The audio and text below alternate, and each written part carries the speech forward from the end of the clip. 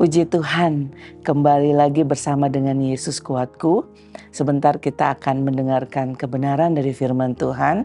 Tapi sebelumnya mari sama-sama kita berdoa.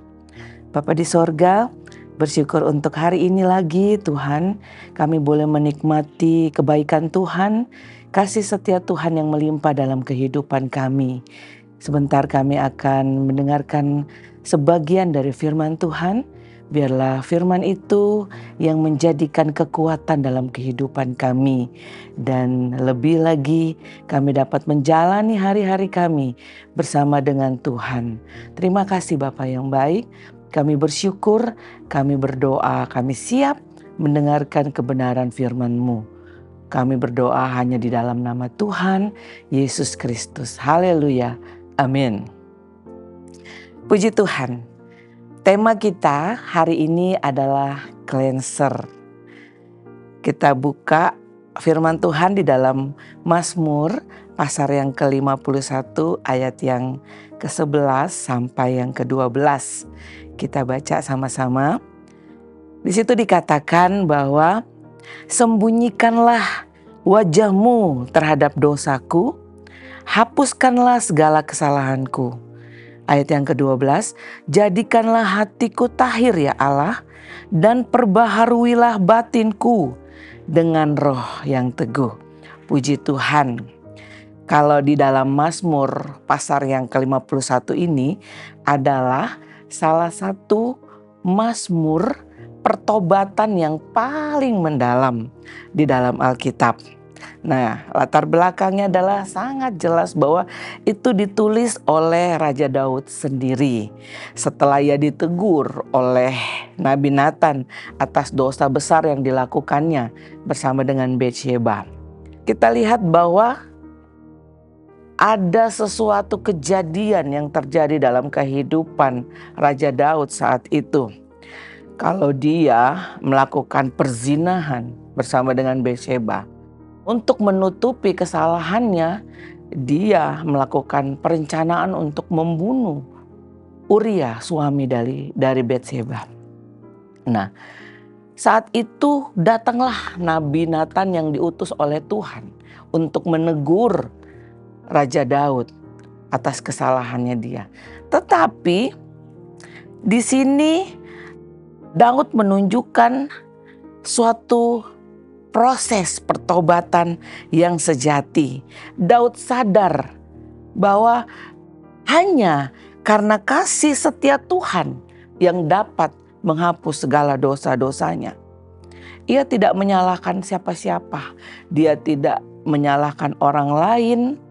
Tapi di sini dia mengakui dosanya secara pribadi, penuh di hadapan Tuhan.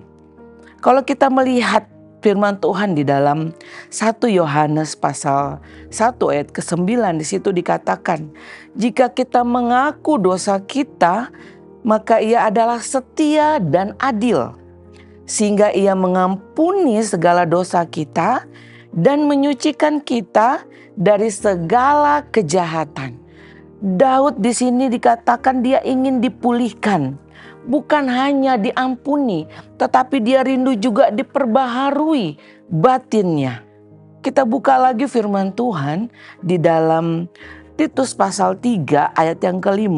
Di situ dikatakan, pada waktu itu dia telah menyelamatkan kita.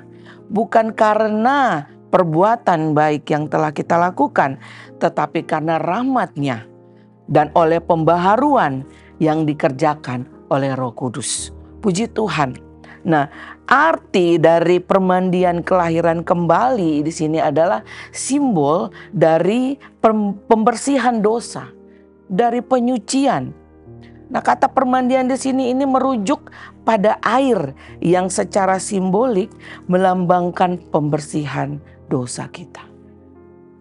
Ini bukan hanya tindakan atau tentang tindakan fisik seperti kita dibaptis saja, tetapi makna rohaninya juga adalah dosa-dosa kita dibersihkan oleh kasih karunia Allah. Haleluya. Kelahiran kembali atau hidup baru dalam Kristus ini adalah istilah dari kelahiran kembali, merujuk pada transformasi total kerohanian kita. Dari hidup lama dosa kita dan menuju hidup yang baru di dalam Kristus.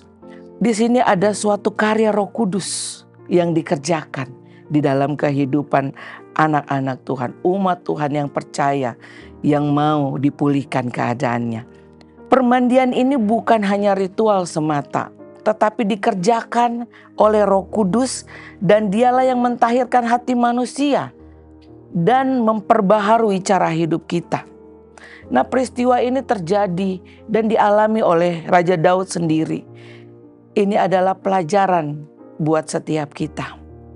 Kesalahan apapun, dosa apapun, mungkin kita bisa katakan, oh dosa saya terlalu besar. Saya terlalu jahat.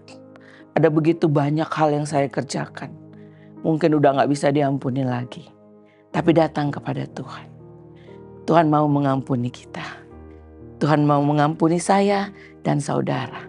Apabila kita datang mengakui dosa kita. Dan bukan hanya untuk datang diampuni, tapi harus diperbaharui seluruh kehidupan kita.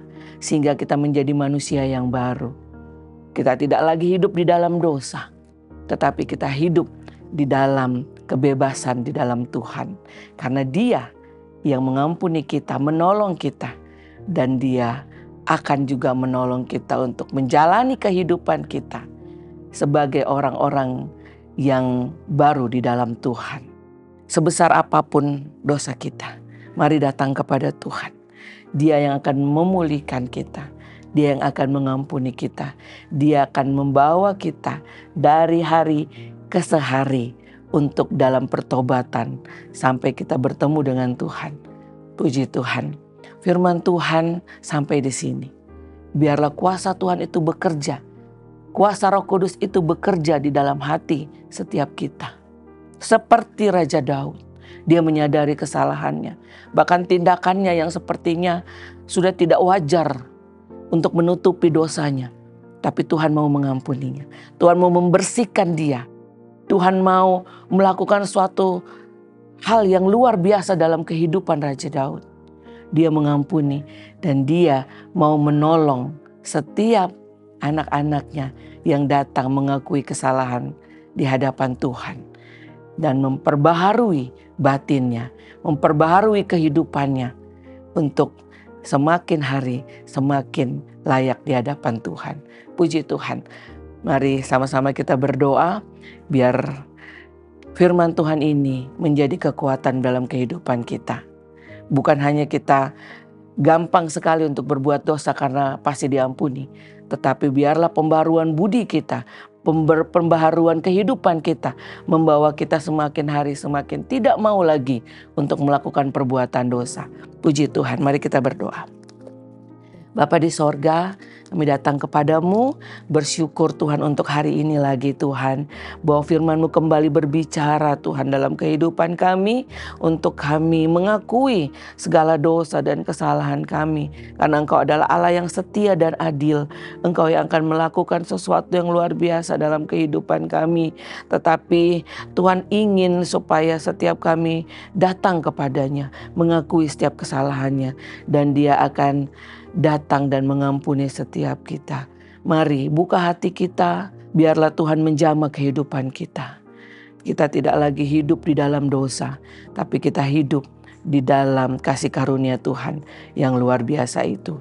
Terima kasih Bapa yang baik, Engkau yang mengampuni setiap kami, Engkau yang menolong setiap kami untuk menjalani hari-hari kami supaya kami hidup di dalam kebebasan bersama dengan Engkau. Kami bersyukur Engkau yang memberkati setiap siapapun yang menyaksikan tayangan ini. Untuk Tuhan yang menjamah kehidupan mereka, Tuhan yang menolong kehidupan mereka, pekerjaan mereka, mata pencaharian mereka, bahkan mungkin mereka yang masih sekolah Tuhan. Orang tua, ibu rumah tangga, siapapun itu Tuhan. Tuhan yang menjamah kehidupan mereka dan Tuhan yang memberkati kehidupan mereka. Terima kasih Bapa yang baik. Kami bersyukur, kami berdoa dan kami alaskan doa ini hanya di dalam nama Tuhan Yesus Kristus. Haleluya. Amin. Puji Tuhan. Bersama Yesus aku kuat.